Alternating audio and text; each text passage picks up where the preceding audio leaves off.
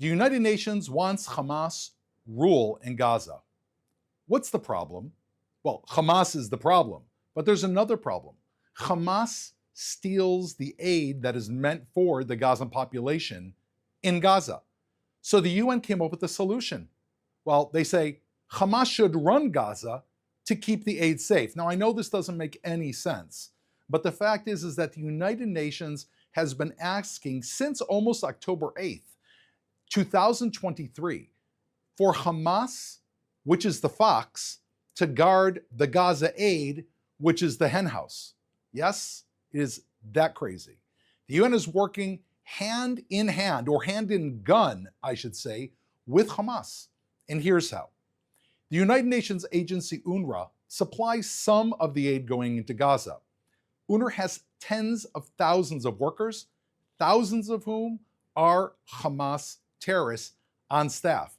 And in fact, 7 of them were directly recorded and involved in the October 7th massacre.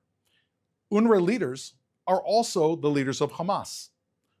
UNRWA's Gaza headquarters was above and supplied power to Hamas's headquarters. So when UNRWA brought in aid, who escorted it into Gaza? That's right, Hamas. Well, Hamas turned around and sold that aid on the black market, and they earned over $500 million selling stolen aid since the 7th of October 2023 until today. Hamas is getting rich off the aid that is supposed to go to the Gazan people. In recorded conversations that have been released and you can find online by the Israel Defense Forces, we can overhear Hamas terrorists saying that they stole so much UNRWA aid that their warehouses are full. At the same time, UNRWA, which is the cover for Hamas, keeps demanding more and more aid. But United Nations' demand for more Gazan aid are really demands for Hamas's salaries to increase, because the more aid that comes in is the more aid that Hamas sells in the black market, which is the more aid that they make, the more money they make in the black market.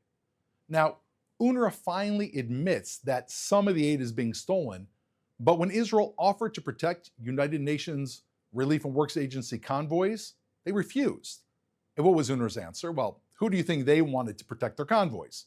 Well, we all know the answer. They said they want Hamas to be put in charge and protect their convoys. So the United Nations is insisting that Hamas protect the convoys that Hamas steals the aid from, which they sell in the black market. Don't be fooled. UNRWA is Hamas, Hamas is UNRWA, and of course, therefore, UNRWA's solution is to restore Hamas. If you're watching, please tell your leaders to join the courage of the Netherlands and Sweden, who just last week defunded UNRWA because they knew that if they're funding UNRWA, they're funding Hamas. It's time to shut down Hamas's UN front, stop the financing of murder and this war that Hamas is dragging on. Iran, as we know, is losing the 7-front war in the Middle East. But Iran is still attacking now in a new front, the 8th front, in the West, in Europe. Iran is targeting Jewish communities, Israeli embassies, and institutions across the West. Shockingly, reports came out in the Bloomberg News showing that Iran is now using child terrorists for their attacks. European governments are reporting Israel's embassies in Sweden, Denmark, and Belgium were all attacked by teenage terrorists. These are kids who should be out babysitting, working selling pizzas, or playing football, but instead they're being paid and financed by Iran to attack Israelis and Jews in Europe. These attackers are 16, 15, 14, and even a 13-year-old. They used real guns, bombs, and Iran recruited them all directly on social media. This isn't random. It's a calculated effort by the Iranian regime to expand its proxy war, which is being lost in the Middle East, to the West using kids. Sweden and Norway even started controlling their open border due to this Iranian threat. Now, Iran isn't only attacking Jews and Israelis. We're, of course, the first. Jews and Israelis are often the first. But we know when terror attacks Jews and Israelis, it eventually reaches free citizens of the rest of the world as well. Therefore, British intelligence also warned of attacks. Last month, Germany charged 4 Hamas members for helping run terror attacks in Europe. The 4 attackers hid weapons where? In Denmark, Poland, and Bulgaria for terror attacks, like the one they carried out in Germany. But that's not all. British security forces revealed 15 Iranian plots to either kidnap or kill British or UK-based individuals whom it considers enemies of the regime. British bomb squads detonated suspected explosive devices in a London airport, in a train station, and just outside the US Embassy. Iran tried assassinating the former Canadian Minister of Justice, Irwin Cutler, who's a prominent member of Canada's Jewish community. Earlier this year, American officials announced Iranian plots to assassinate political leaders in the United States and to manipulate elections. Iran is down, and they've lost a lot in the Middle East, but they're not out of fuel yet. Their terrorism and their thirst for blood is now directed at the West, and it is real. We have to remember, just like in the Holocaust, what starts with the Jewish people does not end with them. I would now like to take some of your questions from the audience watching live on social media. But before those questions come in, I just want to throw something out for you. This is the end of the new year. And this is the time when the Israeli Citizen Spokespersons office is really geared to trying to raise funds once again to support these efforts. We put links in all of our bios on all of our social media. This is a chance for you to take a step and help us do what we do. All of this costs money. The studios, the people who are speaking, the people who are working behind the cameras in order to bring this information to you and people all around the world. So just take a second and click, and please support our initiative. Now I'm ready to take some questions.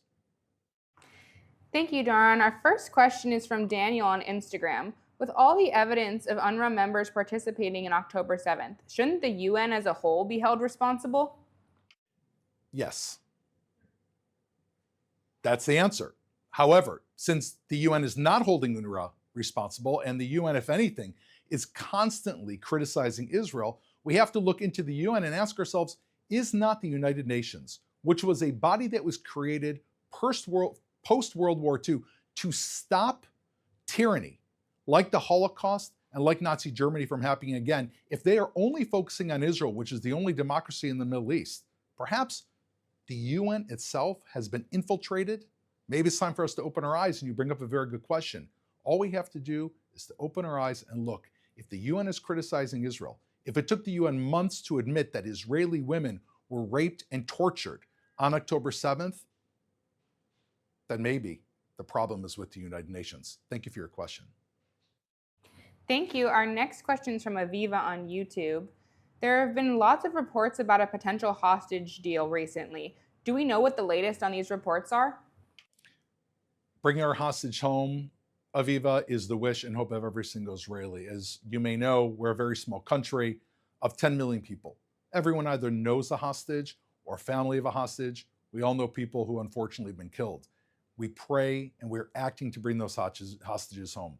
The reports in the news say that a deal is very, very close. Now, the details of such a deal are not something that I have access to, and even if I did, it's obviously not something we can speak about publicly, but we are all for a deal taking place, a deal that on one hand brings our hostages home, and at the same time does not enable Hamas to stay in power, which would enable them, God forbid, to attack Israel again and bring more hostages. That is the challenge that Israel is dealing with, but we're hoping for the best. Our next question is from Nomi on Instagram. The American show 60 Minutes just published a report about how the Mossad managed to explode beepers in the hands of thousands of Hezbollah terrorists at the same time. What are your thoughts on this? I saw the episode and I think it was incredibly important to see. This was coordinated with the Mossad. Therefore, the people that were sent there were under agreement with the Mossad that they were allowed to release secrets that went into the beeper and walkie-talkie attacks against Hezbollah leadership. This is a unique opportunity to see how Israel, in fact, tries to defeat its enemies. Israel is a small country surrounded by large countries, surrounded by Iran, whose population is almost 10 times that of Israel, along with other countries whose collective populations that are aggressive to Israel are 30 and 40 times Israel. What does Israel rely on? Israel thinks out of the box. The very theme of the Mossad is you will defeat your enemies by thinking carefully, kind of out of the box. It's actually a quote from the Bible. And so the beepers show Israeli ingenuity, which goes back more than a decade, which came about to plan this operation. However, there's something else that we need to pay attention to. Those two Mossad agents on 60 Minutes explained how for days and weeks, Israelis calculated the exact amount of explosives in those beepers so that they would injure or maim a Hezbollah terrorist without affecting any person next to them. So if they're walking and they're surrounded by family, they'll pick up the beeper. It will injure them, putting them out of commission, while hopefully not injuring anyone else around. Can we imagine any other army in the world that would go to that much care to try to take out an enemy that is trying to kill you and at the same time try to protect their own families? By the way, the very families that those same terrorists put in the line of fire by hiding behind them. Thank you for your question. Our next question comes from Irene on Instagram. Is it possible that Turkey will decide to get involved in these conflicts created by the Islamic regime? Turkey is a NATO member. We have to remember that Turkey is actually a member of the North Atlantic Treaty Organization. They're the most important mutual security and military organization in the entire world. Many of us have visited Turkey. It was a fine country once upon a time. Erdogan, the current head of Turkey, is a dictator who has pushed his country to the limit. They are now making serious moves into Syria, which has been vacated since the overthrow of Assad. Israel is keeping its eye very carefully on Turkey, as is the Western world. Our hope is that Turkey will focus on rebuilding its economy, which is in shambles, and orienting its country more towards the West and towards democracy and freedom for all people, as opposed to trying to orient itself with Russia, China, and Iran. That's our hope. We're keeping our eyes open, and we're hoping for the best. Thank you. Our next question is from Twitter. Jews around the world feel that they need to hide their Judaism out of fear for their safety. What is your advice to proud Jews who want to stand up to this? Well, my advice I would take simply from the Hanukkah story. Hanukkah is coming in 2 days, and what is the Hanukkah story? Jews were under threat and even under attack, both culturally and physically, by the Syrian Greeks 2,200 years ago, who said they could no longer have Brit Milah, they couldn't keep kosher, they couldn't learn Torah, they couldn't keep Shabbat. They pressured, they killed Jews who were against them until Jews stood up against them, which are called the Maccabees. Those Jews fought and actually defeated the Greeks by standing proud for who they are. But you know how many people, according to the book of Maccabees, showed up for that first fight against the Greeks? 20 people.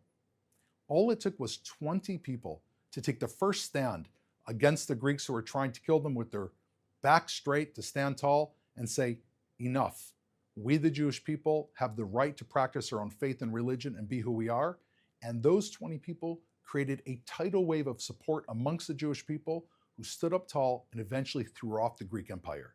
If we could throw off the Greek Empire 2,200 years ago, then all of you who are standing tall set an example for those around you, and hopefully there'll be even more than 20 of you, and you'll create a sense of pride that will reinforce Jewish strength in the diaspora. Trust me, our enemies are looking for you to put your heads down and slink into some corner. That's what they're hoping. But when you stand tall, just like Israel has stood tall over the last year and a half, you find that your enemies, which seem to have so much strength, just manage to scuttle away like little mice. Thank you, Doron. Our next question is from Christine on Instagram.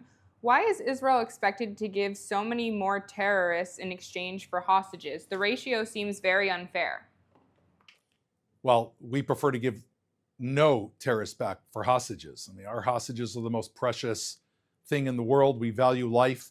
The hostages are children, men and women who were literally ripped from their beds and driven into Gaza on motorcycles while they saw their families being killed in front of them.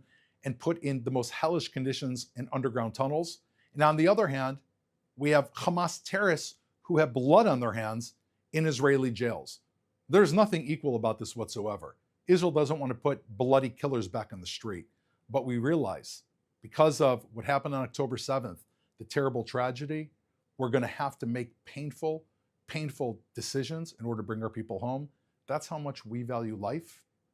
I think this shows, while it's very difficult, a powerful side of the Jewish people, that we're doing something so painful, willing to do something so painful to bring our loved ones home. Thank you. This is our last question. Adam on Instagram asks, the U.S. is the biggest player in the UN. Can they not force the UN to get their act together? The U.S. Is a large and powerful country. They're also the greatest friend of Israel, and Israel is certainly hoping that the United States, but not alone, other countries around the world will see the sham that the United Nations has turned into and put down their foot, defund the United Nations until they turn into what they were supposed to be. An international body of countries that are here to protect freedom, not an international body of countries that have been hijacked by terrorists that is out to protect them. That's certainly our hope. That's what Israel's doing. And we turn to people around the world to pressure your own countries, defund the United Nations until they change their ways. Let's all try to make this world a better place. Thank you for joining me. That's all we have time for. I appreciate your tuning in. We'll be back on tomorrow at 3 p.m. Israel time, 8 a.m. East Coast time. We're here every day to take your questions. We're here for you. Thank you for being here for us. And remember, click that button to support us. This is the end of the year, and this is the time when we want to have a strong beginning for the Israel Citizen Spokesperson's Office for next year. Thank you.